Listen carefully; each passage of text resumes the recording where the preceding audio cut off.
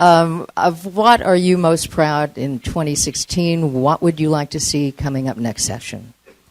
Thank you so very much, and I'm happy to be here. These were my colleagues before I came to the Senate, so I got my training in the House.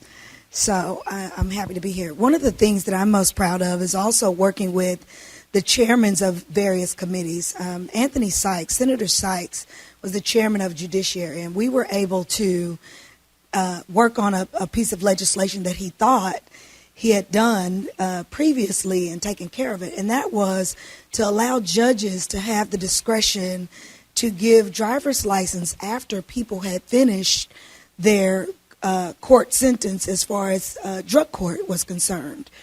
The driver's license is approved as long as you're in drug court, receiving the treatment, going to work, doing what you need to do. But upon graduation, your driver's license was no longer valid. And you only had 30 days to pay all of the fines and the fees, which sends people into a spiral of how they're going to pay for all these fees and return to being a productive citizen.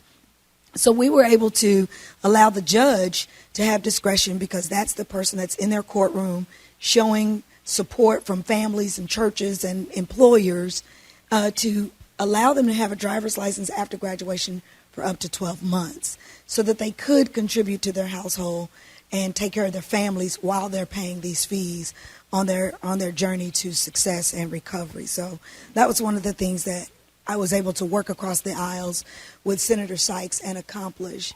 The second thing we were able to work across the aisles with Senator A.J. Griffin, we created a little student task force to allow students to be able to talk about things on high school campuses and college campuses because of date rape and because of things that were going on, especially an event in Norman where we had several young athletes, male athletes, who took advantage of some girls, but there was no process in place for them to be able to talk about it on campus.